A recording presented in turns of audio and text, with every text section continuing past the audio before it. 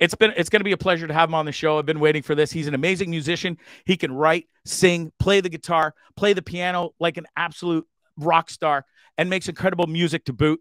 It's Chris Koster of the Glorious Sons. Chris, how are you? Doing well. How are you?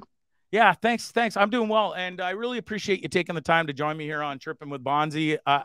Listen, you got a solo career. You're a guitarist in one of Canada's best rock bands. So you got to be busy for sure, right? Pretty busy. Although the Suns, we've had a nice bit of time off for I fly out tomorrow to Charlottetown, PEI for like one show. Okay. I'm back Friday, and then we have another one of those. But other than that, I mean, there's a lot of stuff to do, but gig Yeah. wise and tour wise, we got a nice little break. So Yeah. it's Well, you pretty guys, busy, but yeah. yeah, for sure. You guys put on some amazing shows right before Christmas. I know it was supposed to be a one in Waterloo, one in Kingston, and then that turned into a two and two. Those shows were absolutely phenomenal. That was a great way to end 2022. So thanks for that. And I'm sure I speak for everybody that's tuned in here as well. Thank you. Yeah, they were fun. The second night in Kingston was like the craziest we've seen in Right. That's right. decades, and like 600 out of 700 people still showed up. So it was a testament to our fans too that they're gonna go It and brave that. It really is, and it's a testament to you guys for you put on such an amazing stage show. You guys are so tight. You've really worked hard at it over the years, and we'll get into all of that. But you've got the reason you're on here. You've got two new awesome solo tunes that have been released in the past few weeks. The first one being Spaceman, great song, great video to go with it. Who did the video for you? So the video was done by my friend Ted Shepard. Everybody should go check out his stuff. I wrote a little story, a synopsis about it when I posted the video when it went up, about just kind of how the song came to be. The whole song came from a discussion, a conversation he and I were having. I had just got evicted from my apartment. I'd lived there for 22 years and building down, and so they kicked me out. And so it was kind of a shitty time at the time. I'm in a much better situation now, which is For sure. cut. But so the whole song came from a conversation with and Ted, and then he just got really excited about it and started he's a very visual guy. He kind of just sees art in his head the way that I kind of hear things. He's more visual, so he started getting very excited about doing a video, and then he worked on it for the better part of, I'm going to say, like 16 to 18 months. It was because he's not an animator. He's never even done any of this stuff Wow. before. Yeah, he was just dicking around out in real time, and so it came out great, and we were really happy with it. And so yeah. Yeah, that's cool. He did a great job with it. It really is cool animation. Is this a portrayal of you back living in the apartment, Chris? No, I think, to be honest, I haven't really spoken that much in depth with him about it, but I get the feeling he used to work in Toronto as a graphic designer, and it really didn't fit with him. Like, he's a guy, and he's not a businessy guy. He's not chasing money like a lot of people in that city do, and Right. I think it was kind of killing him. And I think that he based the character more off his experiences in Toronto. Is that I got to ask you? Is the apartment building still standing, or did it get torn down? It's still standing. It is. The front, it's basically gutted. It's basically like a shell right now. So I Okay. think their plan is to build a whole other thing in there, but we'll see. Gotcha. And then you released Conditional, a great song a couple days ago, in fact. And I love this tune as well. It's got a cool vibe to it. Take me through the process of Conditional. How did it come to be, and the writing process and everything about it? Well, that's funny because that's a really old song. That song's probably 15 years old, maybe. Wow. Yeah. I wrote it about a breakup with the woman who's actually my baby mama. Okay. But we're great friends now. We're not together romantically anymore. But when that all ended, um, yeah, I wrote that tune. She used to have a checkerboard floor in her kitchen, and so there's definite lines to that old house and stuff like that. So the Yeah. song's really old, um, but I had never really captured it on recording the way that I wanted to get it. Um, and then I kind of just decided it feels like it wants to be like almost like a 50s song, like a Stand By Me or something. And Yeah. so that's when I got the idea for the kind of the drum part. And we were working out at Brett's house with my friend Steve, who engineered and uh, helped me mix and produce this whole album. Um, we were working out at Brett's, and we were done the session for the day. And I was like, you know what? I got this other tune, like get a scratch vocal and guitar tracked for, um, just while he was kind of tearing down gear and wrapping up cables. So I laid down the guitar, like in the time that it took to play it, put the vocal on it in one pass, and then was like, can I double the vocal verse on? Yep, we did that. And then he's like, I just went over to the drums that were still set up, and I was just kind of listening to it and tapping along, trying to write a drum part. And he was like, do you want to track that? Well, I'm like, can we? And he's like, yeah, yeah. So we got the drums, and then I got that in one pass. And then he's like, well, you're going to want bass on it now that it's got drums. So I'm like, so we basically, he just allowed me, while he was just like tearing down the session and wrapping cables, he just allowed me to track this whole other song. So we got it in like literally like 35 minutes, maybe less. Wow. And every instrument was one take. So it's got a very like immediate feel to it, that we didn't like dick around with a bunch of stuff. It was very kind of streamlined and very quick. So I like that about it. I feel that you can kind of hear that in it, that there's kind of like an immediacy to it. That And then, doesn't happen very often, does it, Chris? When you're I making mean, no, you don't get that lucky very often. I'm uh pretty decent in the studio, that I can work pretty quickly. Um, and I've just done like hundreds of thousands of hours of sitting there in headphones yeah, on just recording. So you get pretty quick at it, and you learn a lot of shortcuts and stuff, but very rarely does something happen like in real time like that. for sure. Um, and so then all we did really was I added a slide guitar solo, a bunch of background vocals, and then my friend Danielle played violin on it. So it's very kind of sparse, and that's what I say, like it's almost like a throw. It was done very minimalistically, and if that's Yeah. a word. Yeah. I've got it teed up here. Do you mind if we play a bit of it for you? Yeah, for sure. Awesome. Here we go.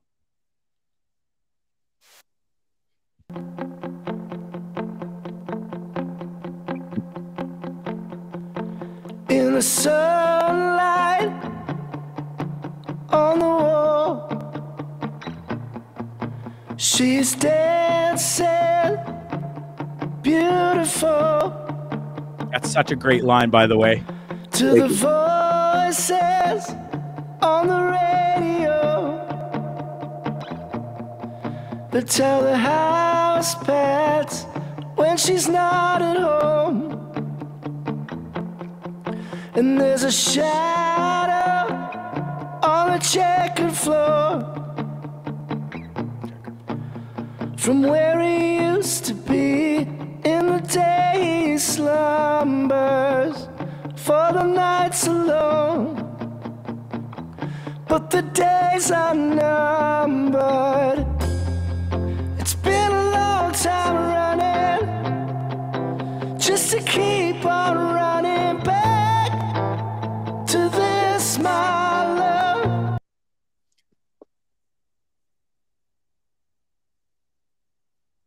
I love it, dude. I love it. It sounds so great. Thank you. Folks, you can check it out. YouTube, all the streaming services. It's called Conditional.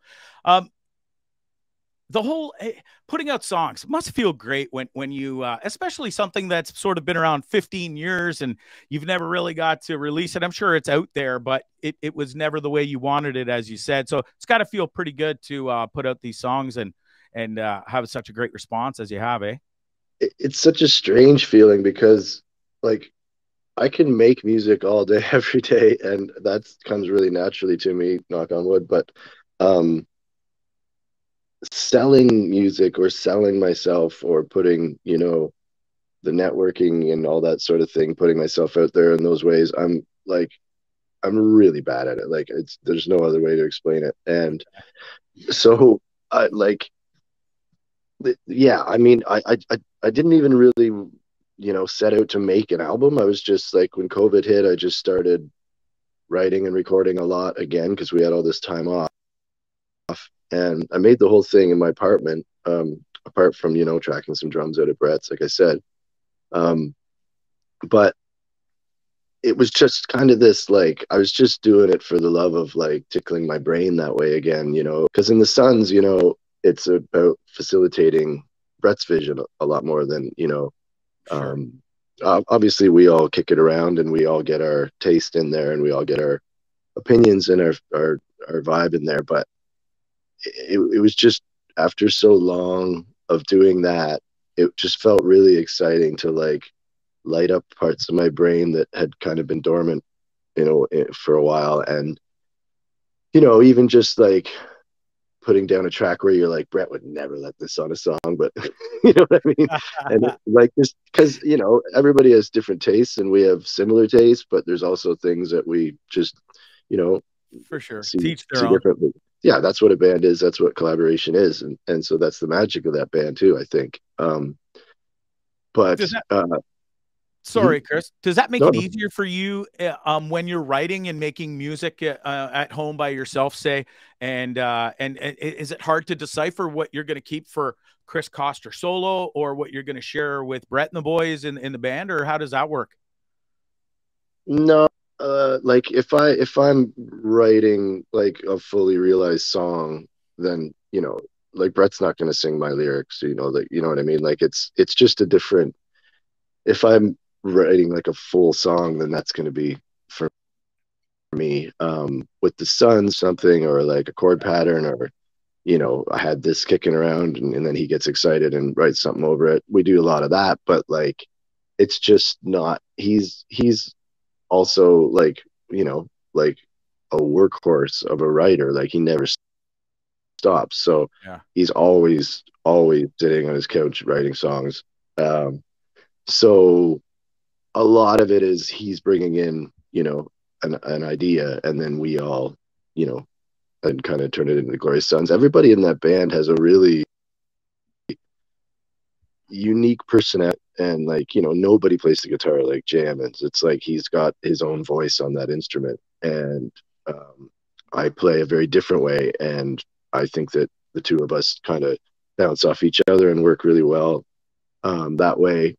But no, when I'm like writing a song, if I'm putting lyrics down, then it's mine. Gotcha. Okay, cool. I was curious as to how that process all went. I got to ask, you're super musically talented, guitar, piano, you pretty much play anything, correct? Is that come from family history or is that just you? How does that work? um I don't have a lot of musicians in the family. My mother's father, who I never met, um, so my grandfather on my mom's side, he like played saxophone and stuff like that, and was in bands way back. But not a lot of music in the band, or sorry, in the family. Um, I started out on I was 12. I like or yeah, I guess maybe 10 or 11. I wanted to be Tommy Lee more than anything in the world, Who and didn't? yeah, and so I bought a drum kit with my paper route money, and it's this long story, but basically my older brother Dave um, kind of just started. I'd come home from school and he'd be on the drum kit and he's good, and he basically just like took my drum kit over and started starting bands with my drum kit. So my dad felt bad for me and bought me a guitar, and then they didn't know they weren't good enough musicians. These guys that he was jamming with at the time, they weren't good enough musicians to know where they were in Sweet Child of Mine without a vote. My brother, who was a very kind of forceful guy, in a lot of ways. It's like, Chris, I know you know the lyrics. Like, just get up there, even if you just talk it. We don't know where we are. So I started singing Sweet Child of Mine, and then they were all like, man, your brother's pretty good. And my brother Dave was like, you know, we're 3 years in difference. He's 3 years older than me. And, you know, when you're 12 and 15 world apart, right? So For sure. he was like, we'll keep him until we get someone better. So they would every weekend audition dude after dude, come down to my parents' basement. There'd be like these 20-year-old guys who are men to me at that point, right? Because I'm like a child. And they'd audition guys in front of me. And I always kind of throw it back in his face nowadays. He never found anyone better. But so it's kind of a wild story, because I kind of just like by default fell into like, you know, I never got as good on the drums as I wanted. And that's still a frustration to this day. But I can play enough to, like, you know, if I write a song, I can write a drum part and play it and serve the song enough. I'm not spoiler alert, but but I always tell people that like my main instrument is bullshit, because I kind of don't really feel like I know what I'm doing on any of them, to be dead honest. Especially, you know, piano, like I knew about guitar just by like looking at the notes in the chord and then finding them on the piano. And then I didn't start playing piano until I was maybe 24 or something. Oh, wow. Right. And so it's just a lot of it for me is just about sitting in a room and putting in the time and just like the man hours. And so I started playing guitar when I was 12, and and then basically, so I basically learned all the major like rock instruments that it takes to make a rock song. So so that's why when it comes time for this record, it was like I knew that I wanted to do it all very insular and self-contained, and it's just a lot easier than explaining something to somebody when you can just sit down and do it in real time. And also, like, you know, this album was made between the hours of, you know, 1 a.m. and 7 a.m. every night. So it's a very insular process. You're by yourself, you're in your headphones, you're just like in the zone. Yeah, and music was always around you too, I guess, as you got older, because you mentioned your one brother, Dave, but your other brother, Billy Ray, was the guitar tech and best friends with Gord Downey and the guys in the band, Tragically Hip. So there's that pretty heavy music connection. Funny story, they're the same guy. So my brother's real name is Dave.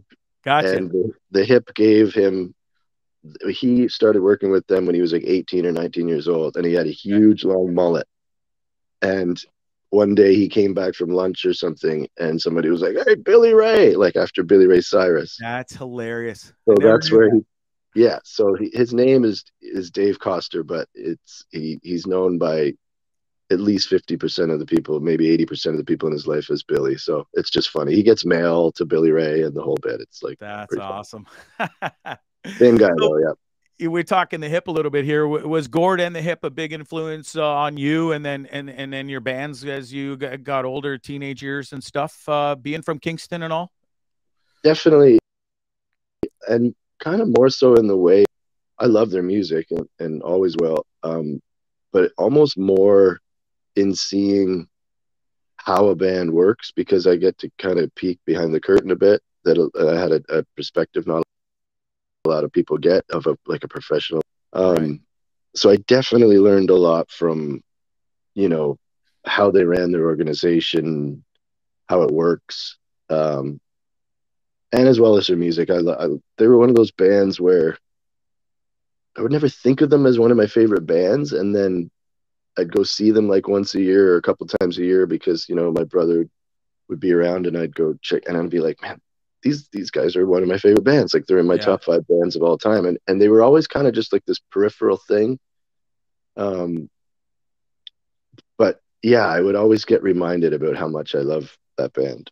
Yeah, that's cool. It's that's cool to have your brother work for them and then be best pals with such a great band. And then it's awesome that you've come so far. You had your bands growing up, and then the Glorious Sons, and being from Kingston. It's such an amazing tie together, and it must be something special for you too. It's pretty wild. It's been a hell of a ride. It's like, you know. You played a ton of gigs at a place in Kingston. It's pretty famous, called the Red House. Yeah. I remember seeing a lot of old YouTube videos of you doing all these covers. You're a big Prince fan, as I come to know, right? Huge. Yeah, One of your favorites, yeah. he's my guy. Yeah, I heard When Doves Cry when I was like 9 or 10 or whatever, and it just I still have not heard a song that like pulls on my brain like that one does. So Yeah. I always kind of like, he's another guy that I used as a like a template for, you know, how, like, what's possible in the world of making music, because that guy, as you know, he played every instrument, you know, and just that way of like, you can actually do this, you can do this all yourself, and it all lives within you, and you can get it out of you. So that was a huge thing for me. It never would have occurred to me, I don't think, without that, you know. Do you ever get to see Prince live? I got to see him 7 times while he was Wow, alive. good Yeah, for you. I got to see his second last show ever, actually. Wow, that's um, incredible. yeah, he kind of like ruined me for any other concerts, because I don't know, he was just on another stratosphere, that guy. Yeah. Yeah, he sure was. Such a talent, and such a shame to lose him so early. Getting back to the Red House, it turns out that's where you met Brett too, if I'm not mistaken. Yep. You're So playing one night. Can you explain how that all went down? so one of my best friends, Dan, he and his two brothers own that bar, and at the time I was doing these things called Sunday Fun Days, which were like basically the last Sunday of every month. They would, because they're not a live music bar, you know, by trade. So, Right. but they would kind of throw me a gig every. It's just kind of like a end of the month party every month, and the format kind of worked in that, like, I would bring in guest musicians. So every month was a different kind of duo. So, and the thing was, like, they would do a set, I would do a set, and then we do a set together. So that was the format of the night. So I did one with everyone from, you know, Gord Sinclair from the Hip did one, or a couple with me actually. Miss Emily, another Great artist. talent that I did play guitar with, and just a bunch of people I'd had, you know, just musicians that I really respected and like what they do. I would just kind of, hey, do you want to do this? And um, that was how it happened with Brett. Was I just met him just drinking in the bar, and I knew of the Glorious Sons a little bit, and he I think he knew a little bit of what, that I was, I don't know, a musician or whatever, and we just kind of hit it off right away, just as like drinking buddies. And then I just asked him after a while, like, hey man, would, like, if you guys have some time off, would you ever consider doing one of these? Hesitant about it. He's like, I don't really do that stuff, and I don't know, blah blah blah.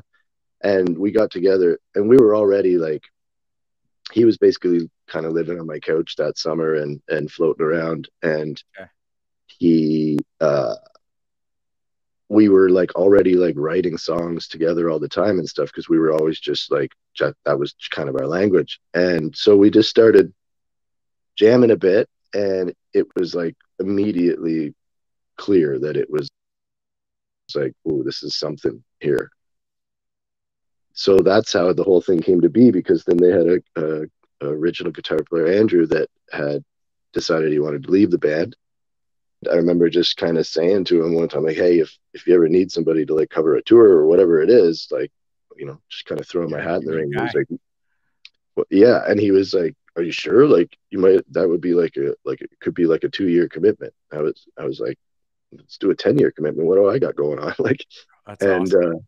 so that's how it came to be. So it all came from that kind of Sunday Fun Day gig at Red House. So yeah, it is, it's a kind of an important place to me, that bar. Yeah. For sure. I love seeing the old videos from there. And then that's a cool story about that's how you met Brett. And I mean, listen, it was just meant to be, because you guys really do have, and not just you and Brett, but the whole band. You can see it every time you're on stage and when you're together and you're doing, you know, social media videos and stuff.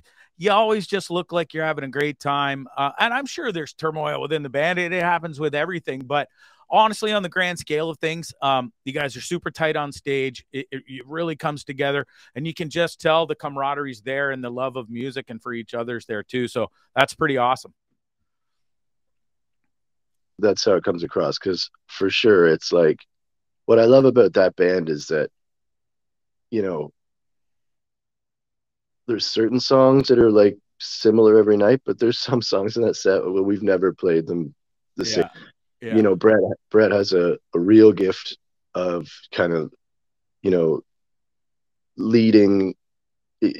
There's always a dangerous element to it where like it could derail at any second, and that makes it kind of really exciting and scary, but also like, you know, there's like a bit of a danger to it in the sense that like it could just crumble at any moment. Sure. And there's been nights where he's almost let us right off of the cliff, but we always sort of seem to, you know, manage to dial it in.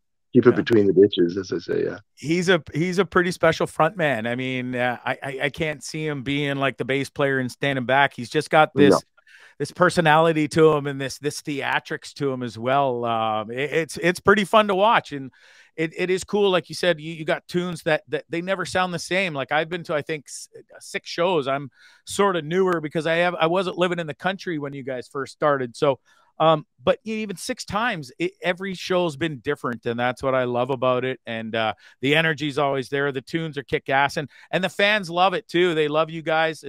You've really acquired quite a great following over the last. You guys have been touring like insanely leading up to COVID. And then after last year, you guys are really busy on the road again. And it just goes to show how hard you work, and the fans love it too, man. It's pretty special. It's true. And we definitely don't lose sight of that. We're very fortunate for the fans that we've accumulated, and they're nuts. Like we got people that follow us all over the world. Yeah. And, you know, you can't, there's nothing you can, I don't know, that's just a very, very lucky place to end up with that kind of support. It's got to be pretty awesome. I mean, do you look back some days, Chris, and just like sitting in your apartment or wherever, your house or whatever, or tomorrow you're getting on a plane, will you just sit there and sort of go, holy fuck? Like I was playing in the Red Room or whatever it was, the Red House, all these years ago, and then you had a band, and now you're in the Glorious Sons. Honestly, it's one of Canada's greatest bands, and touring the world and playing all these amazing big gigs and outdoor festivals. It's got to be, you pinch yourself still. Absolutely. I was just talking to someone about this the other night, actually. It's like the ways that it hits you are just thinking about that all the time, obviously, but like every now and then something will happen where you're like, we just opened for the fucking Rolling Stones. You know what I mean? Yeah. Where you're like, how cool is that? How did I get here? You know? So it definitely sneaks up on you, but I definitely try to be conscious of, you know, just being grateful and all those things. Yeah, you're humble for sure, and you can see it. And I know a lot of friends who have met you many times, and have seen you many times at small venues, big venues, and you all of you just have this really cool, nonchalant, humble demeanor about you, and that's pretty awesome too. And that's what fans love. You guys are very approachable, if I will, right? I'm actually a complete egomaniac. Perfect. Well, you hide it well. You mentioned earlier in the interview that you've got a son, and what's that like? How do you balance? I guess when you're home, it's like you get as much time as you can in, especially if you know you're going to be gone for a while. And yeah, it's basically just, you know, he gets it now. He's going to turn 9 years old in like less than 2 weeks, so which I can't even fathom. It's crazy to me, but you know, when he was really, really young, it was kind of hard because he didn't really get it, like why I had to leave all the time. And I think he seems to get it a bit more now, but it doesn't make it any less hard. But but like, you know, it doesn't really come up between he and I. Like it's kind of just an afterthought, I think, for him, that like, oh, that's that thing Dad does or whatever. So I mean, does he get how much of a badass a rock star's dad really is, or is he still a little young for that? You're just dad, right? Yeah, that's what I hope.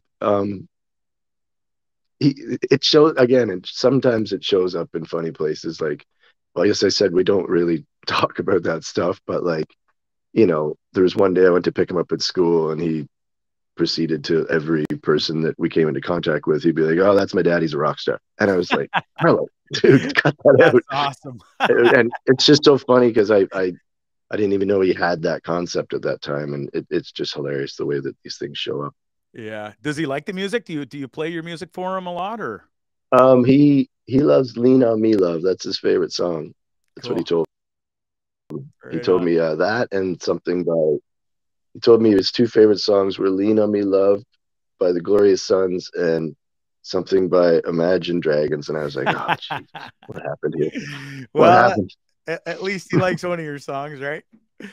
Um, are are you going to be playing any solo appearances? I know you're going to do this thing with the Suns tomorrow, but when you get back, are we going to be showcasing these two new songs you put out?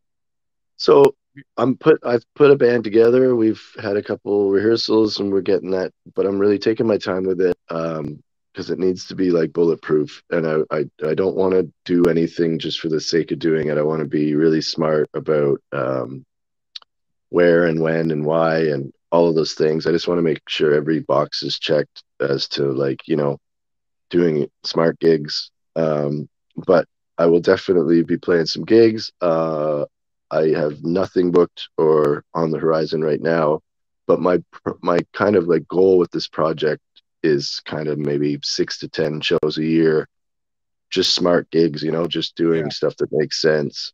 There's so many years of like singing for my supper, where you have to take gigs and you have to kind of, do some of the stuff that probably wouldn't be your first choice ever. And I'm very thankful that people even offered those to me. And they literally kept me alive and paying rent for decades. But now that there's no reason to just do something for the sake of doing it. So I really want to be, conscious about that and be smart about like just doing things that make and but my band is going to be frightening. The people I've got with me are really, really, really, really talented. Josh, who plays keys in the Suns, he's played okay. keys for me. And then my buddy Keith, who was one of the guys in the aforementioned band that my brother started. Like we've been playing music that long together. So he's playing bass for me. Got a guy named Sean Patterson on guitar, who's probably the best guitar player in the city, I would think, or Wow. up there. He's Besides just you. oh no, he buries me. Come on. He he's just no, he's very, very, very tasteful, great tone, very melodic. He's and then my buddy Mitch, who actually is a drummer in JJ Wild.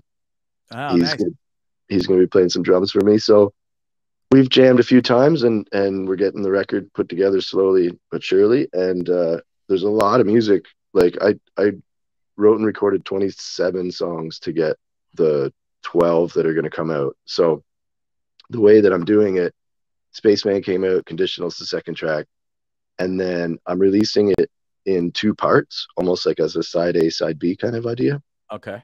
So on February 3rd, three more songs will come out at once, and that'll be part one. So it'll be five tunes.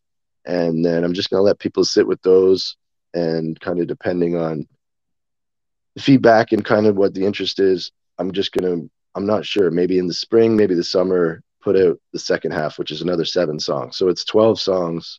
And this, instead of just doing it like 6 and 6, the first 5 kind of tell their own cohesive story, and then the second part of the record almost gets like a little more kind of singer songwritery, like Okay.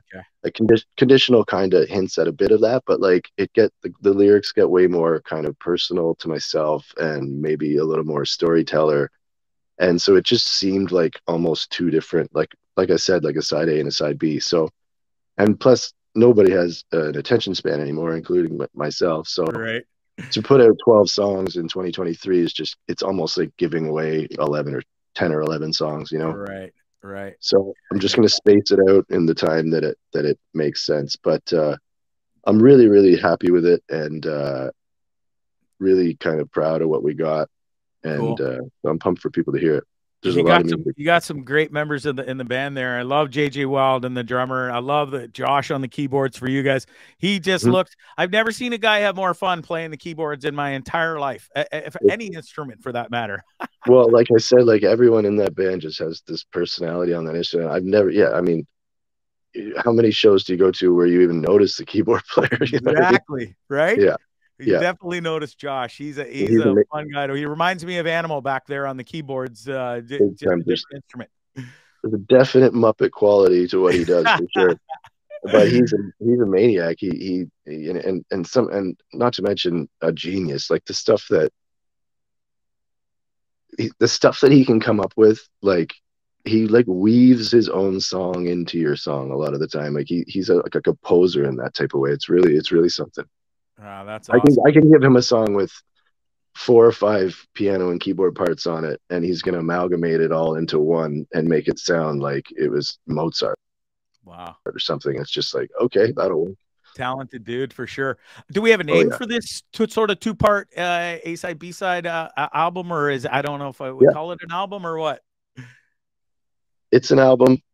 Stays up all night smiling, Okay, and and yeah, that's basically the way it was made too. So yeah, awesome. it's definitely one project. Like I'm gonna kind of dole it out in 2 pieces, but my hope is that by the time the second part comes out, I'm gonna have it all 12 on vinyl and for sale as a record that way and stuff. So that's the plan. Perfect. We got a big fan here, Rob. He wants to know, Koster, do you do backyard shows? Holla. You make some extra ched. Why not, eh, bud? Yeah, well, I guess it depends on how much cheddar you got. Absolutely. Absolutely. I want to talk about your old band for a second, The Beginner's Guide to Endings. Oh This is the yeah. band you were in before you met Brett, obviously, and joined the Suns. Mhm. Tell me a bit about this band. And you were a little more obscure back then with this band and stuff. You didn't even use your real name. I'm correct in that? Oh yeah, I've done a couple projects like that. I did another one. I put out a record where the artist was called Space Cadet, and it's one of the trippiest things I've ever done. I still love that album. It was very it's a wild ride, but yeah, I've done a beginner's guide to endings. Was I think I kind of got pretty frustrated with doing the like 5-person band thing, and it took me a really long time to learn the power of like a 3-piece. And I still think a 3-piece band, if you can get that happening right, it's like it's very powerful. Like, like I would play guitar and sing, and a little bit of piano and sing, and then again Keith, my buddy, on bass, and then we had a guy named Curtis on drums, and it was just that was like musical telepathy for me because Keith and I have all the same references and we grew up listening to the same music. He knows all of my songs inside out. So he was the only other one playing notes, right? So we could just follow each other anywhere. And our drummer Curtis was probably the best musician I've ever played with in my life. And there was no losing him either. So it was a very I think that's where I really learned how much I love like improvisation, sorry, and just stretching in those ways of just kind of like letting a song go wherever you want it to. But you can't do that with every band because there's a lot of people that, you got to find the right players and people and personalities in order to pull something like that off. But Yeah, so for yeah, sure. yeah. But And it so, sounds like you've definitely worked with some great musicians and you still keep in touch with these guys and stuff. Yeah. And oh yeah, yeah, all of that's them. awesome. Awesome. Listen, I got a couple more questions before I let you go. I know I've kept you a little while here, but you've been a singer your whole life. Back in right from the Guns N' Roses when you Yeah. did "Sweet Child of Mine" for your brother. Was it odd or different or weird going to the Glorious Sons and not being the front man anymore and just sort of being the guitar guy? I'll be dead honest. It was like I was really ready to. I'd been running my own bands for so long at that point that I was really pretty jazzed at the idea of just being able to like plug. So I was like, so I just play guitar and then the show's over and I fuck off. Like, that sounds great. But there also is a component of like, I've been singing in bands since I was 12 years old, and I've always been the focal point. And it was pretty strange. It took a little bit of getting used to look at the audience and see all the eyeballs somewhere else, because I had a billion years For of, sure. right, of when I would look at the audience, everyone was looking at me, and you could make eye contact and you could have these connections. And now it's like, every head in the building's tilted somewhere else. And like you said, I mean, that's Brett. You can't take your eyes off him. He's a captivating frontman, and so I wouldn't have it any other way. We're very lucky to have what we have in that band, but it did take a little getting used to, of like, hey, what the fuck, For right sure. here, Hey, but and that's listen, don't sell yourself short, mister, because you got quite the following on your side of the stage as well. I see all the girls over there Oh, do oogling you? and eyeing you. They're not always staring at just Brett. Good to know. Yeah, for sure. One more question.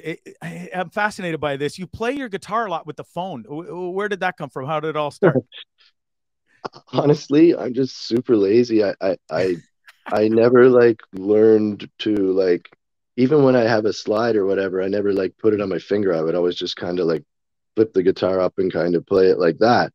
And I like, my phone's always around, and like, I don't know how it came to be. It wasn't any like shtick or anything. It was just kind of like, I just was like, wow, this thing's sitting right here. I may as well just use this for this. And so, yeah, I admit there wasn't a lot of thought put into it at all. I can tell you that. But it is funny because people get quite a kick out of it.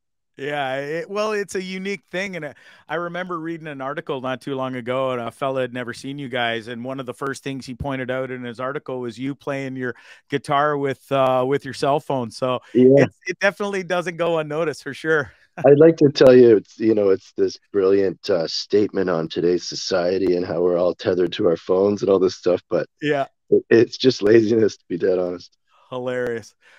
It must be pretty wild going back, like, and we were talking about how you just look back and go, "Holy shit, I'm in the Glorious Sons," and everything's sort of really exploded.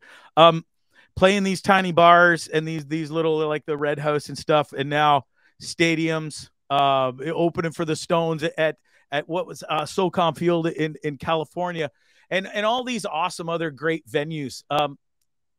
It's got to be just such an amazing, incredible feeling to go, holy shit, look at all these people, eh? Absolutely. And I mean, those are the things that hit you, like, because I remember Red House, I'll probably play there again. You know what I mean? It's like, Yeah. I remember the Toucan. I remember playing shows where literally nobody showed up. And, I used to say I've given some of the best shows that, bar stools have ever seen in the city, but in this country, but, empty bar stools. But that, those are the things too that like remind you, Yeah. of how important it is to be grateful for these things, because, not most musicians don't get to do what we do by a long shot. So those are those are good, healthy reminders when, you go from, literally playing to four people to 70,000 in front of the Stones, and you're just Yeah. like, wow, what a journey. It's the music business it keeps you guessing. Hell yeah. From cars and cabs and little vans and stuff to massive tour buses and planes and the whole 9 yards. So congratulations, man. We all love your music. You've got a huge following out there, and you guys really are something special. And it's been a treat for me to have you on this show and get to spend so much time talking with you about your solo stuff, the band, just music in general. I really do thank you, man. Thanks for taking the time. Hey, it's been my pleasure, man. Absolute pleasure. Thanks for having me. Awesome. Well, the best of luck. The new album, we got a new album coming out from the Glorious Sons pretty soon. Do we have a date on Yep. that? I Breaking think news there is. on. I don't happen to know it, but I'd probably get in shit for leaking that anyway. So For sure. it's coming. It's coming, and it's good. Believe me. It's we're really pumped about this record. There's not a yeah. It's a very strong album. So I we're pretty bet. excited. That song, the new song I heard in Waterloo, Cellular, I believe it is. Yeah. Just such a fire song, dude. It's a pure banger. Anyways, have a safe trip out there. Have a great show. Say hi to the boys, and I look forward, and I'm sure everybody watching stuff too looks forward to some more great Glorious Sun shows this summer. Thank you so much. Yeah, man. Take care, Chris. Take care, man. Yeah. Bye-bye. Bye now. Wow. Wow. How about that? Chris Koster, everybody. Legit bona fide rock star on old Trippin With Bondzee. That was a real pleasure for me. I was a little nervous before it started, but once I got talking to him, the guy just a simple dude, and it was a great, easy chat. I really appreciate y'all tuning in, all the comments and stuff. I tried to get to everybody's questions if you put them up there. Yeah, I really appreciate y'all tuning in. It's such an incredible, humble dude who is such an amazing musician. It really blows my mind. And here's how humble he is. He's like, oh, everybody's looking at Brett and stuff. Buddy, he's so good on that guitar. I mean, they're all good. Jay, like you got Josh on the keyboards, like we talked about. The drummer, he always has a great time up there. I love the entire band. Pete on bass, sort of the newest member of the band. It's just, folks, if you're watching this tonight and there's a reason why you haven't seen the Glorious Sons or any of Chris Koster's solo work, please do yourself a favor. Go to YouTube after the show's over and binge all the live stuff, all Chris Koster's. Start with Spaceman. Such a wicked video, such a great tune. Roll right into Conditional, and then just have at her. All right? Anyways, thanks again to Chris Koster for joining us. That really was, that's one of my favorite interviews I've ever done. And again, I hope you guys enjoyed it. And thanks for tuning in. It's Bondzee Live. Bondzee on YouTube.